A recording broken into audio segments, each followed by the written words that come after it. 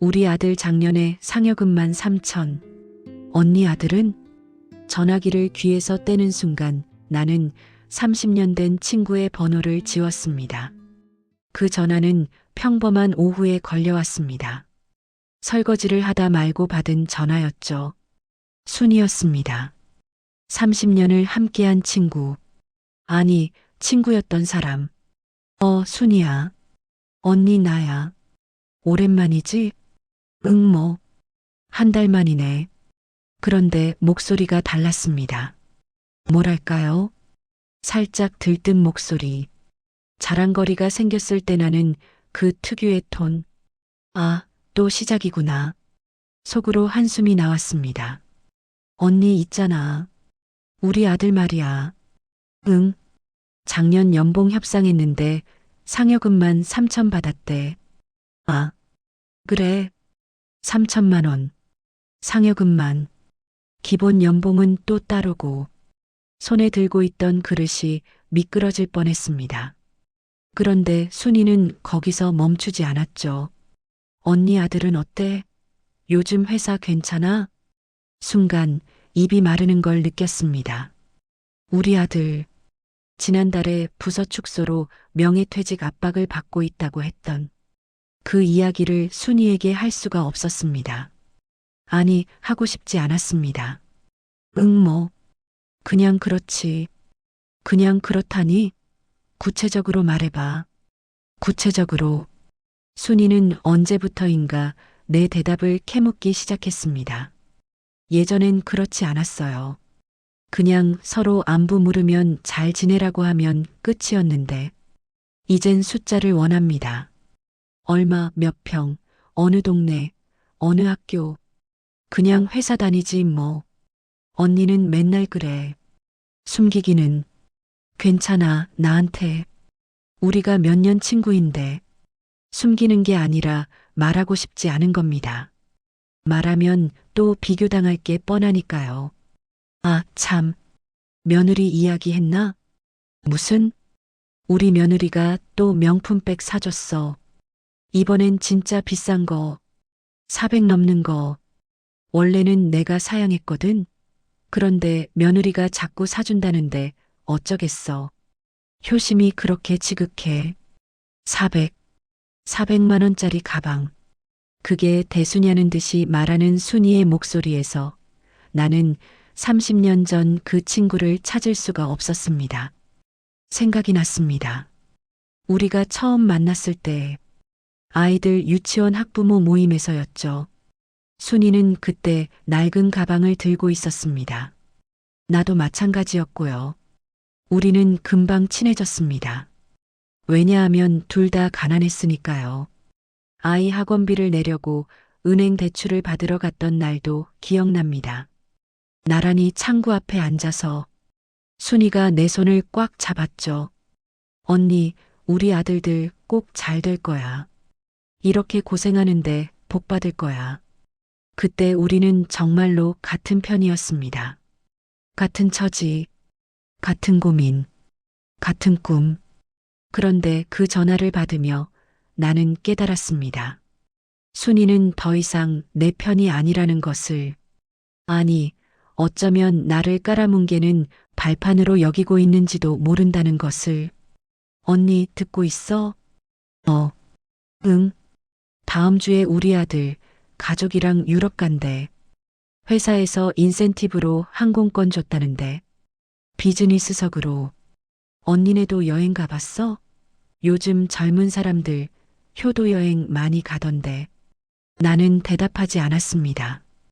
그냥 입을 다물고 있었죠. 그런데 순이는 내 침묵이 불편하지 않은 듯 계속 말을 이어갔습니다. 아, 맞다. 우리 아들이 이번에 또 승진했어. 부장? 40도 안 됐는데 부장이야. 요즘 승진이 얼마나 어려운데. 그래도 실력이 있으니까 인정받는 거지. 한마디 한마디가 모처럼 박혔습니다. 그때였습니다. 순이가 물었어요. 그나저나 언니 아들은 직급이 어떻게 돼? 대리? 과장? 심장이 철렁했습니다. 우리 아들 입사한 지 15년이 넘었는데 아직 과장입니다. 승진해서 계속 밀렸죠. 회사가 작으니까요. 그리고 지금은 그마저도 위태로운 상황이고요. 과장이야. 어머, 아직? 언니 아들이 우리 아들보다 나이가 많지 않아? 15년 다녔으면 부장은 돼야 하는 거 아니야? 아직? 그 단어가 귀를 때렸습니다. 회사마다 다르지. 그래도 그렇지. 요즘 시대의 과장이면. 아, 미안. 내가 좀 직설적이었나? 그냥 걱정돼서 그래. 우리 친구 아들인데. 걱정? 순이는 그걸 걱정이라고 불렀습니다. 하지만 나는 알았습니다. 그건 걱정이 아니라 우월감이라는 걸. 내 아픔 위에 자신의 행복을 과시하는 잔인함이라는 걸. 그래, 알았어. 나 바빠서 끊을게. 벌써? 할 말 많은데.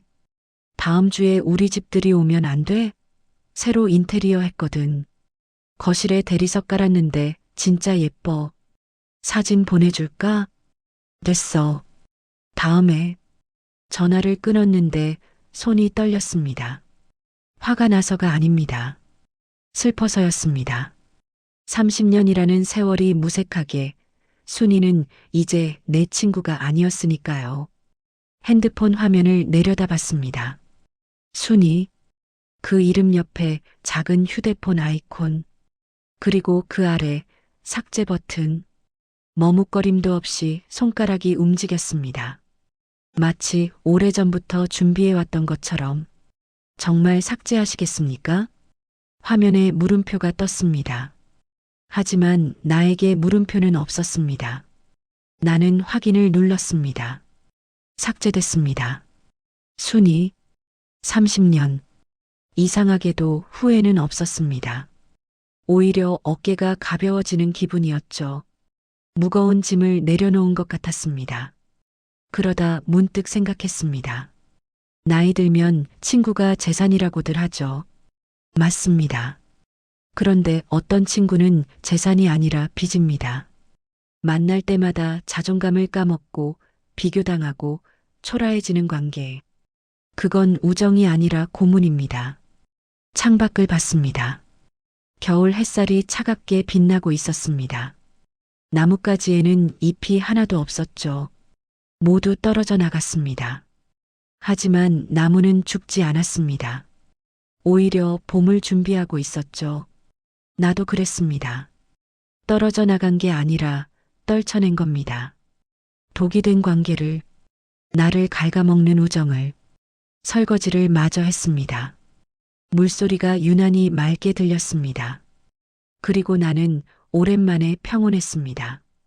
순이의 번호를 지우고 나서 나는 한동안 멍하니 앉아 있었습니다. 그러다 문득 앨범이 보였어요. 거실 선반 위에 놓인 낡은 앨범. 한참을 망설이다 꺼냈습니다. 첫 장을 펼쳤습니다. 순이와 내가 처음 찍은 사진이 있었죠. 유치원 학부모 모임 날. 30년도 더 된 사진입니다. 사진 속 우리는 젊었습니다. 그리고 가난했죠. 순이가 들고 있던 가방이 보였습니다. 검은색 청가방. 손잡이가 해져서 실밥이 튀어나와 있던. 그때 순이는 그 가방을 부끄러워하지 않았습니다. 나도 마찬가지였고요. 우리는 그냥 솔직했어요. 가난하다는 걸 숨기지 않았습니다. 언니, 나 요즘 김치찌개만 먹어. 고기 사 먹을 형편이 안 돼. 나도. 우리 집도 김치찌개야. 그러면 둘이 웃었습니다. 서글프지만 또 웃겼어요. 같은 처지니까요. 아이들 도시락 이야기도 기억납니다. 어느 날 순이가 전화를 했어요. 언니, 내일 소풍인데 뭐 싸줄까? 김밥? 계란이 없어. 어제 마지막 남은 거 먹었거든. 우리 집으로 와. 계란 줄게.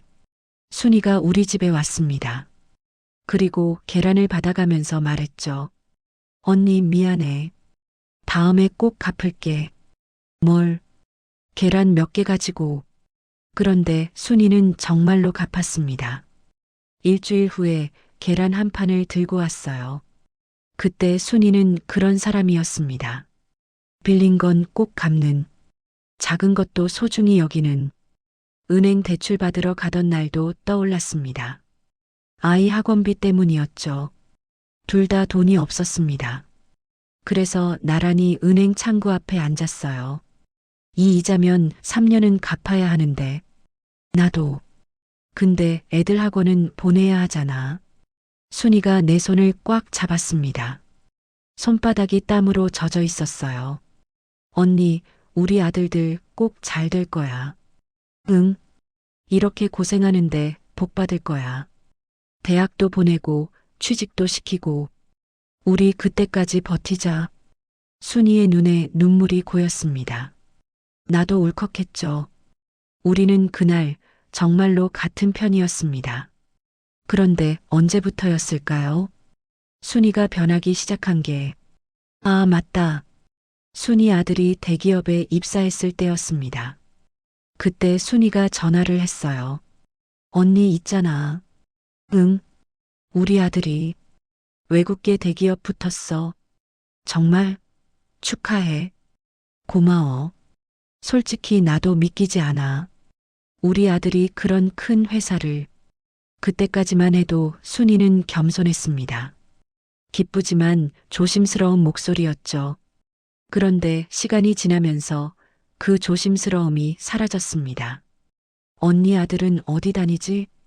중소기업. 아, 그래도 취직은 한 거잖아. 요즘 취직하기 얼마나 어려운데. 그래도 그 단어가 슬그머니 끼어들었습니다. 순이 아들이 결혼할 때는 더 심해졌습니다. 친구들 모임에서였죠. 순이가 입을 열었어요. 우리 며느리가 의사잖아. 어머, 대단하다. 근데 더 좋은 건 집안이 훌륭해. 아버님도 의사이시고. 와, 좋겠다. 솔직히 나도 놀랐어. 우리 같은 집안에 그런 며느리가 올 줄은. 애 교육은 이제 걱정 없겠어. 의사 엄마가 있으니까. 다른 친구들이 부러워하는 눈빛으로 봤습니다. 그런데 순이는 거기서 멈추지 않았어요. 언니 아들은 언제 결혼해? 글쎄, 아직 준비 안 됐대. 준비가 뭐가 필요해? 만나는 사람은 있고? 아직 없는 것 같아. 어머, 35 넘었는데? 빨리 해야지. 요즘 늦게 결혼하면 애 낳기 힘들잖아. 순이의 말투가 달라져 있었습니다. 예전엔 조심스럽게 물었는데 이젠 훈계하듯 말했어요. 그리고 강남으로 이사한 후부터는 아예 달라졌습니다. 모임 장소도 바뀌었죠. 예전엔 동네 카페에서 만났는데 순이가 말했어요. 언니, 우리 집 근처로 올래? 강남인데 카페 분위기 좋아. 우리는 순이네 동네로 갔습니다. 순이가 자랑했죠. 여기 공기 좀 봐. 다르지? 역시 강남은 강남이야. 그러네. 우리 아파트 평수가 40평인데 그래도 여기선 작은 편이야. 옆집은 50평이거든. 40평이 작다고요? 나는 25평 빌라에 사는데. 아, 맞다. 우리 아들이 차 바꿨어. 그래. 응. 수입차로. 회사에서 차량 지원금 나오니까 바꿨대. 언니네 아들도 회사차 있어? 아니, 없어. 요즘 큰 회사는 다 주던데. 복지가 중요하잖아. 큰 회사. 또 그 말이었습니다. 모임 때마다 순이의 자랑은 계속됐습니다. 우리 며느리가 명품백 사줬어. 진짜 비싼 거. 우리 아들 가족이랑 제주도 다녀왔어. 나는 그때마다 웃으며 들었습니다.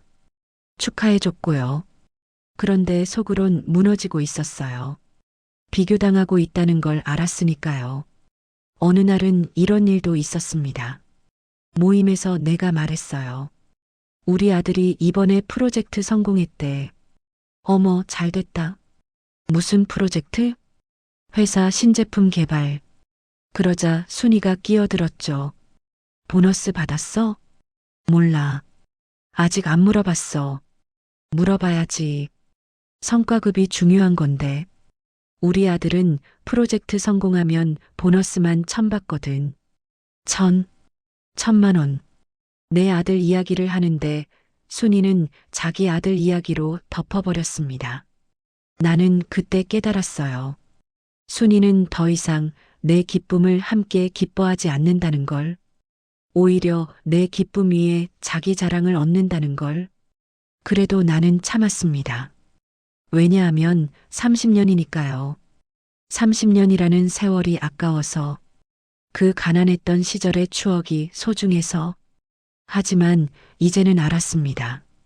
추억으로 버틸 수 있는 우정도 있지만 추억만으로는 버틸 수 없는 관계도 있다는 걸. 순이는 변했습니다. 아니, 어쩌면 원래 그런 사람이었는지도 모릅니다. 단지 가난할 때는 티가 안 났을 뿐. 돈이 생기니까 본색이 드러난 거겠죠. 앨범을 덮었습니다. 사진 속 순이는 웃고 있었지만 나는 더 이상 그 미소를 믿을 수 없었습니다. 가난했던 우리, 함께 울고 웃던 우리, 그건 이제 과거일 뿐입니다. 순이는 돈과 함께 떠났어요. 그리고 나는 평범함과 함께 여기 남았습니다. 그런데 이상했습니다. 슬프지 않았어요. 오히려 담담했습니다. 잃어버린 게 아니라 원래 없던 걸 깨달은 것 같았으니까요. 그 일은 일주일 후에 터졌습니다. 친구들 모임 날이었죠. 우리 넷, 나와 순이, 그리고 미선이와 영자. 30년 넘게 함께한 사람들입니다. 장소는 순이네 동네 카페였어요. 강남. 순이가 정한 곳이었죠. 여기 케이크 맛있어. 비싸긴 한데 그만한 값어치는 해. 순이가 메뉴판을 넘기며 말했습니다. 나는 가격을 봤어요. 케이크 한 조각에 17,000원. 커피는 9,000원. 나는 아메리카노 한 잔. 언니 케이크는? 아니, 커피만. 지갑 사정이 넉넉지 않았습니다. 그런데 순이가 웃으며 말했어요. 언니는 맨날 커피만 마셔. 살 빼려고? 아니, 그냥. 케이크 먹어. 내가 살게. 됐어. 순이의 배려는 언제부터인가 시애처럼 느껴졌습니다. 도움이 아니라 우월감의 표현 같았어요. 미선이와 영자가 도착했습니다. 자리에 앉자마자 순이가 입을 열었죠. 얘들아, 들어봐. 우리 아들이 특진해서 임원 됐어. 어머, 축하해. 고마워. 아직 40도 안 됐는데. 대단하다. 그치? 나도 놀랐어. 요즘 임원 되기가 얼마나 어려운데. 미선이가 웃으며 물었습니다. 회사 생활 잘하나 보네. 응. 실력이 있으니까 인정받는 거지. 아, 맞다. 이번에 회사에서 차 한 대 더 지원해줬대. 차를? 응. 임원 되니까. 외제차로. 근데 문제가 뭔지 알아? 이미 차가 2대거든. 순이의 목소리에는 자랑이 가득했습니다. 그래서 어떻게 하기로 했어? 아들이 고민하더라. 회사차 받으면 3대인데 주차 공간도 없고, 그래서 옛날 차 한 대 처분하려나 봐. 영자가 난처한 표정으로 웃었습니다. 미선이도 마찬가지였고요. 둘 다 말이 없었어요. 그때 순이가 나를 봤습니다. 언니 아들은 회사차 있어? 없어. 없어. 요즘 큰 회사는 다 주던데. 중소기업이라 그런가 봐. 순이가 동정하듯이 고개를 끄덕였습니다. 아, 그렇구나. 그래도 회사 다니는 것만으로도 감사해야지. 요즘 실직자 많잖아. 감사. 순이는 내 아들이 회사 다니는 것에 감사해야 한다고 했습니다. 그 말이 가슴에 박혔어요. 미선이가 화제를 돌렸습니다. 순이야, 손자 잘 크지? 응. 영어 유치원 다니는데 적응 잘해. 영어 유치원? 비싸지 않아? 한 달에 150. 비싸긴 한데 투자할 만해. 며느리가 의사라 교육에 진심이거든. 150? 150만 원. 유치원비로. 영자가 작게 한숨을 쉬었습니다. 영자네 손주는 동네 유치원을 다니거든요. 한 달에 30만 원도 부담스러워하면서 나는 참았습니다. 그냥 커피를 마시며 듣고 있었죠. 그런데 순이는 멈추지 않았어요. 아, 맞다. 우리 며느리가 또 가방 사줬어. 또? 응. 400 넘는 진짜 비싼 명품 말이야. 며느리가 자꾸 사준다는데 어쩌겠어. 400. 가방 하나에 400만 원 넘게. 미선이가 말했습니다. 효심이 대단하네. 그러게. 나도 처음엔 사양했어. 그런데 며느리가 어머님 가방 너무 오래됐어요. 그러더라고. 그래서 받았지. 순이가 가방을 꺼내 보였습니다. 반짝이는 로고. 새것 냄새가 났어요. 이쁘지? 응, 이쁘다. 영자와 미선이가 대답했지만 목소리에 힘이 없었습니다. 부러운 게 아니라 지친 거였죠. 순이의 자랑에. 그때였습니다. 내가 말했어요. 우리 아들이 회사 그만뒀어. 순간 테이블이 조용해졌습니다. 순이가 눈을 크게 떴어요. 뭐라고? 명예퇴직, 부서 축소됐대. 미선이가 놀라서 물었습니다. 언제? 지난달. 어머, 그럼 지금? 집에 있지. 이력서 넣고 있어. 영자가 내 손을 잡았습니다. 힘들겠다. 괜찮아? 나는 고개를 끄덕였습니다. 사실 괜찮지 않았어요. 아들 걱정에 잠을 못 잤거든요. 하지만 친구들 앞에서 무너질 순 없었죠. 그런데 순이가 말했습니다. 요즘 시대에 그런 회사 다녔어? 뭐, 중소기업은 불안하잖아. 큰 회사로 옮기지 그랬어. 순간 귀를 의심했습니다. 지금 내가 힘든 상황인데 순이는 아들 탓을 하는 거였어요. 회사가 문을 닫는데 어떻게 해? 그러니까 처음부터 안정적인 데로 갔어야지. 우리 아들은 임원이라 퇴직금만 억 단위인데 내 아들이 실직해서 힘들다는데 순이는 자기 아들 퇴직금 이야기를 했습니다. 미선이가 급하게 끼어들었어요. 순이야, 지금 그런 말 할 때가 아니잖아. 왜? 사실이잖아. 나도 걱정돼서 하는 말이야. 걱정? 순이는 그걸 걱정이라고 했습니다. 영자도 말했죠. 그래도 그렇지. 지금은 뭐가? 나는 솔직하게 말하는 거야. 친구니까. 친구. 그 단어를 듣는 순간 뭔가 끊어지는 소리가 들렸습니다. 나는 순이를 똑바로 봤습니다. 순이야. 왜? 우리 이제 그만 보자. 순이가 얼어붙었습니다. 미선이와 영자도 놀란 표정이었죠. 뭐라고? 그만 만나자고. 우리. 순이가 당황한 목소리로 물었습니다. 갑자기 왜 그래? 내가 뭘 잘못했는데?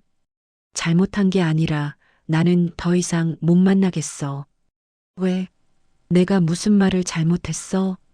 나는 천천히 말했습니다. 차분하게. 그러나 단호하게. 순이야, 너는 모를 거야. 내가 얼마나 무례한지. 무례하다니? 응, 무례해. 만날 때마다 자랑만 해. 내 아들, 내 며느리, 내 손주, 내 집, 내 가방. 나는 그게 지겨워. 순이의 얼굴이 하얗게 질렸습니다. 그건 나는 그냥 좋은 일 있으면 친구들한테 말하는 거잖아. 좋은 일을 말하는 게 아니라 자랑하는 거야. 우리를 깔보면서 깔본다니. 나는 그런 적 없어. 목소리가 커졌습니다. 주변 사람들이 쳐다봤어요. 하지만 나는 멈추지 않았습니다. 있어. 매번 내 아들이 실직했다는데 내 아들 퇴직금 이야기를 하잖아. 그게 친구가 할 말이야? 순이가 입을 열었다 닫았습니다. 할 말이 없었던 거죠. 나는 30년이 아까워서 참았어. 내가 변해가는 걸 보면서도 하지만 더는 못 참겠어. 미선이가 말했습니다. 언니, 진정해. 아니, 진정 안 해. 오늘 할 말 다 할 거야. 나는 순이를 봤습니다. 순이야, 돈 자랑도 정도껏 해라. 내가 잘 사는 건 내 복이야. 축하해. 진심으로. 하지만 그걸 우리 앞에서 매번 과시하는 건 폭력이야. 순이가 눈물을 글썽였습니다. 언니, 내가 잘못했어. 미안해. 나도 모르게 그랬나 봐. 이제 늦었어. 가방을 들었습니다. 자리에서 일어섰죠. 잘 살아. 순이야. 내 아들도 며느리도 손주도 다 잘 되길 바래. 순이가 내 손을 잡으려 했습니다. 언니, 제발. 우리 30년 친구잖아. 손을 뿌리쳤습니다. 30년이 중요한 게 아니야. 지금이 중요해. 그리고 지금 나는 너와 친구가 아니야. 카페를 나왔습니다. 뒤에서 순이가 뭐라고 부르는 소리가 들렸지만 돌아보지 않았어요. 발걸음이 가벼웠습니다. 마치 무거운 짐을 내려놓은 것처럼. 그리고 나는 알았습니다. 이게 맞다는 걸. 집으로 돌아오는 길이 참 길게 느껴졌습니다. 지하철을 탔어요. 창밖을 보며 멍하니 앉아 있었죠. 가슴이 두근거렸습니다. 후회해서가 아닙니다. 떨려서였어요. 30년을 끝낸다는 게 이렇게 떨리는 일인 줄 몰랐습니다. 핸드폰이 울렸습니다. 카톡 알림이었어요. 순이었습니다. 언니, 미안해. 짧은 메시지 하나. 나는 읽고도 답장하지 않았습니다. 그런데 메시지는 계속 왔어요. 내가 잘못했어. 다시 만나자. 우리 30년 친구잖아. 제발 답장해줘. 손가락이 떨렸습니다. 답장을 하고 싶은 마음이 없는 건 아니었어요. 하지만 하지 않았습니다. 답장하는 순간 다시 시작될 게 뻔했으니까요. 순이의 자랑, 내 초라함, 그 무한 반복. 핸드폰을 가방에 넣었습니다. 더 이상 보지 않기로 했어요. 집에 도착했을 때는 저녁 무렵이었습니다. 남편이 거실에 앉아 있었어요. 왔어? 응. 목소리가 떨렸습니다. 남편이 눈치챘는지 물었죠. 무슨 일 있어? 표정이 안 좋은데. 30년 친구랑 절교했어. 남편이 놀란 표정을 지었습니다. 순이? 응. 왜? 나는 소파에 앉았습니다. 그리고 천천히 말했어요. 오늘 있었던 일을. 순이의 자랑들. 내가 참아왔던 것들. 그리고 오늘 모임에서 터진 일까지. 남편은 조용히 듣고 있었습니다. 다 듣고 나서 남편이 말했죠. 잘했어. 응? 잘했다고. 당신 요즘 힘들어 보였어. 순이 만나고 올 때마다. 나는 몰랐습니다. 남편이 눈치채고 있었다는 걸. 그렇게 티가 났어? 응. 전화 받을 때 표정부터 달라졌어. 순이한테서 전화 오면 한숨부터 쉬고. 한숨. 맞습니다. 나는 순이 전화를 받을 때마다 한숨부터 쉬었어요. 또 무슨 자랑을 들어야 하나 싶어서. 미안해. 걱정 끼쳤네. 미안할 것 없어. 그 친구가 문제지. 나도 몇 번 봤는데 말투가 참. 남편이 말을 흐렸습니다. 하지만 나는 알았어요. 남편도 순이를 좋아하지 않았다는 것을. 당신 행복이 먼저야. 30년이고 뭐고 힘들면 끊는 게 맞아. 남편의 말에 눈물이 났습니다. 참았던 게 터진 거였죠. 남편이 내 손을 잡았어요. 울지 마. 잘한 거야. 그날 밤 딸에게도 전화가 왔습니다. 엄마, 나 지훈이야. 응. 순이 이모랑 절교했다며. 누가 그래? 미선이 이모가 전화했어. 엄마 괜찮으시냐고. 미선이. 고마운 사람입니다. 내 걱정을 해줬다니. 응, 괜찮아. 엄마 잘하셨어요. 딸의 목소리가 단호했습니다. 응, 저도 순이 이모 별로였어요. 만날 때마다 우리 집이랑 비교하잖아요. 나는 놀랐습니다. 딸도 알고 있었다는 게. 그랬어? 네. 저번에 우리 집 왔을 때도 그랬어요. 너희 집은 왜 이렇게 작니 그러면서 엄마가 안 들리게 작은 소리로 말했지만 저는 다 들었어요. 작은 소리로. 순이는 내가 안 들으면 괜찮다고 생각했던 거군요. 하지만 딸은 들었습니다. 그리고 상처받았고요. 엄마가 왜 그 이모 만날 때마다 우울해했는지 이제 알겠어요. 엄마, 더 이상 만나지 마세요. 그런 사람. 딸의 말에 가슴이 뭉클했습니다. 내 편이 여기 있었어요. 알았어. 안 만날게. 잘하셨어요. 엄마 행복이 제일 중요해요.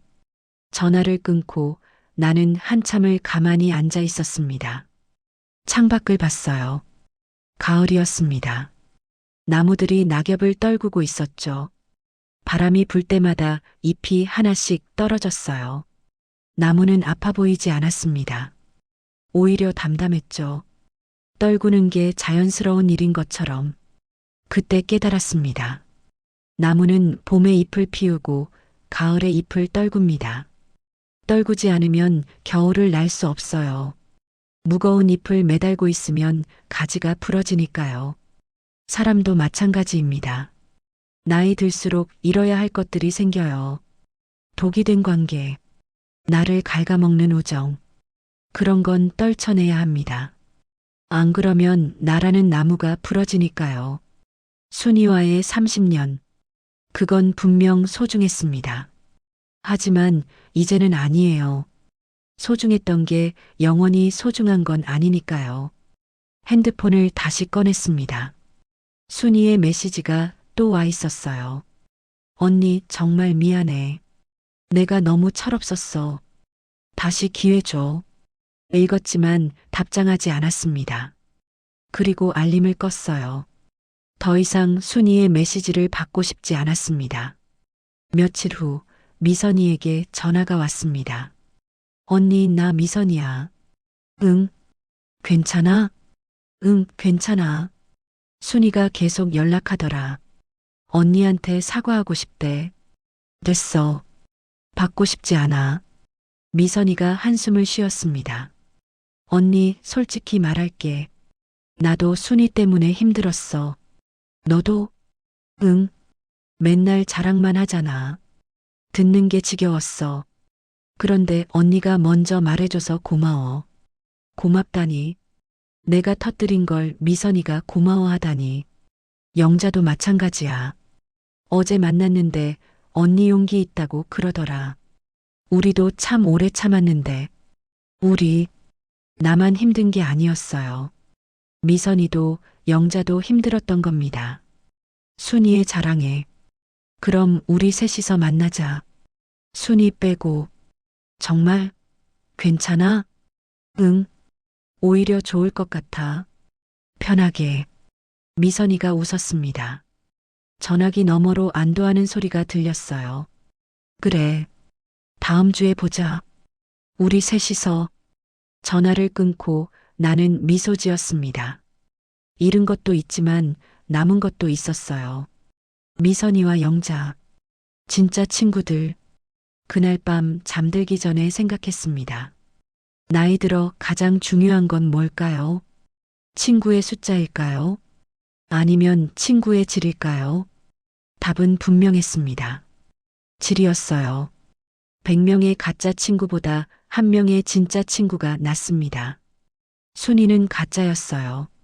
겉으로는 친구였지만 속으로는 나를 깔보고 있었으니까요. 그런 사람과 30년을 함께했다는 게 슬펐습니다. 하지만 이제 끝났어요. 창밖에 나무를 또 봤습니다. 낙엽은 거의 다 떨어졌어요. 앙상한 가지만 남았죠.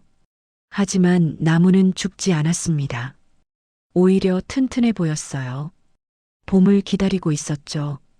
나도 그랬습니다. 순이라는 무거운 잎을 떨구고 이제 봄을 기다릴 거예요.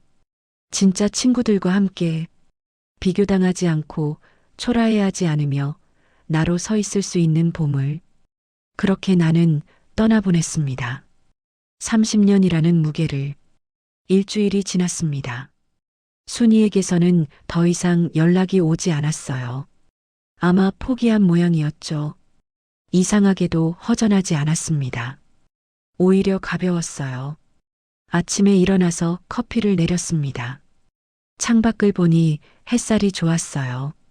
겨울 햇살이었지만 따뜻했습니다.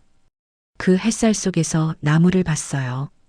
앙상한 가지, 잎 하나 없는, 하지만 굳건히 서 있는 핸드폰을 봤습니다. 순이의 이름은 없었어요. 지워졌으니까요. 대신 미선이에게서 메시지가 와 있었습니다. 언니, 오늘 점심 어때? 영자랑 같이.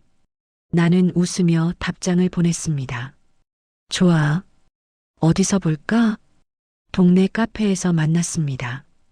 예전에 자주 가던 곳. 강남이 아닌 우리 동네. 케이크가 5,000원이고 커피가 4,000원인 곳. 미선이와 영자가 먼저 와 있었어요. 언니, 왔어? 자리에 앉았습니다. 그런데 분위기가 달랐어요. 뭐랄까요? 편안했습니다. 긴장할 필요가 없었죠. 자랑 들을 준비를 안 해도 됐으니까요.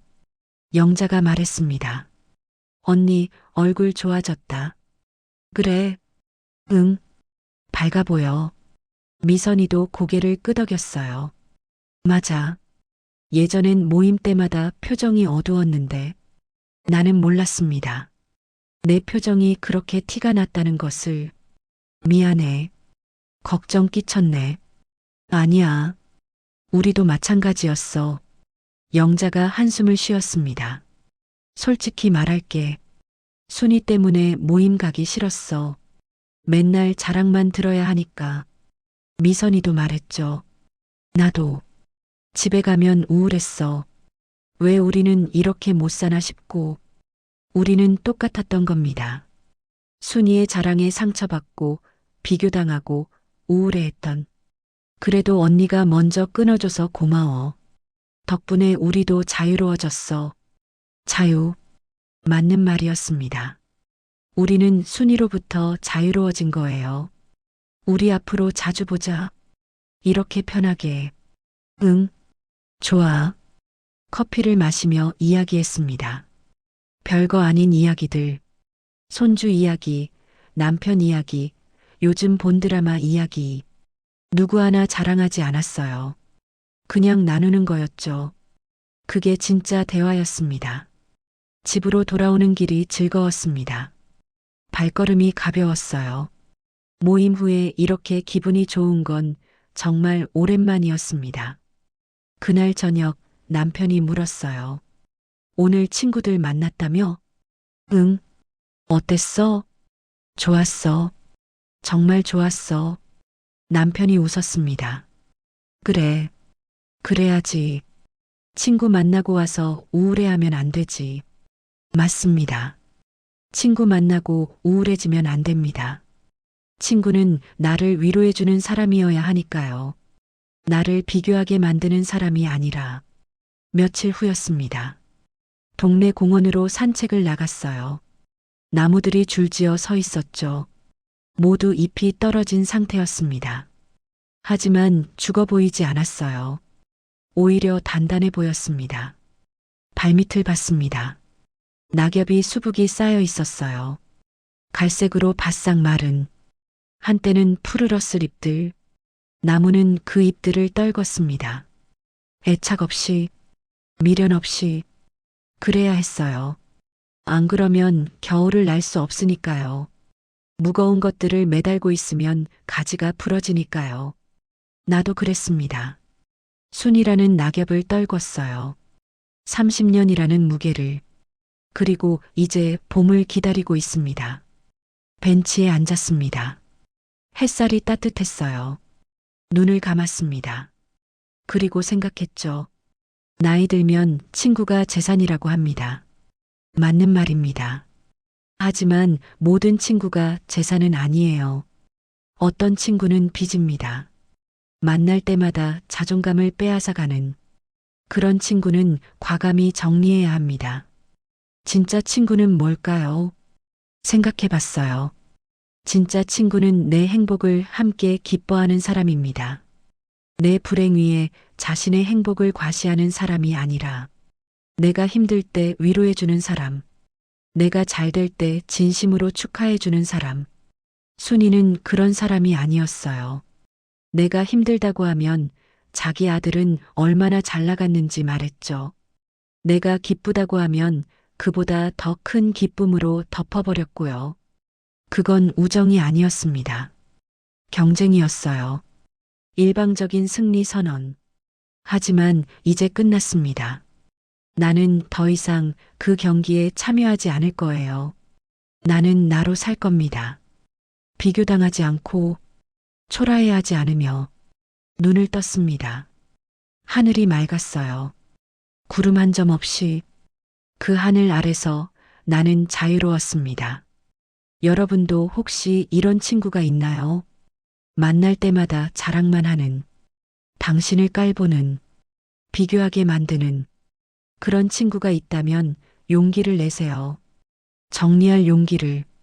30년이 아깝다고요? 아닙니다. 더 아까운 건 지금부터의 시간이에요. 앞으로 살아갈 날들, 그날들을 독이 된 관계에 낭비할 순 없습니다. 나이 들어 가장 소중한 건 평온입니다. 마음의 평화. 아침에 일어나서 행복하게 커피 마실 수 있는 여유. 친구 전화 받고 웃을 수 있는 자유. 그게 가장 소중해요. 그러니 여러분도 정리하세요.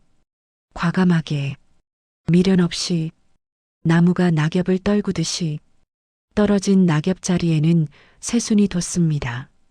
봄이 되면요. 여러분도 그럴 거예요. 독이 된 관계를 떨구면 그 자리에 평온이 찾아옵니다. 진짜 친구들이 보일 겁니다. 비교하지 않는, 함께 웃을 수 있는. 집으로 돌아왔습니다. 현관문을 열고 들어서는데 남편이 저녁 준비를 하고 있었어요. 왔어? 응. 산책 어땠어? 좋았어. 정말 좋았어. 저녁을 먹으며 딸에게 전화를 걸었습니다. 지훈아, 나 엄마야. 엄마, 요즘 목소리 좋아지셨다. 그래. 응. 밝아요. 예전엔 힘들어 보였는데 딸도 알고 있었어요. 내가 얼마나 힘들었는지. 엄마, 이제 행복하세요. 응. 행복해. 정말로. 전화를 끊고 창밖을 봤습니다. 밤이 되었어요. 어둠 속에서 나무가 보였습니다.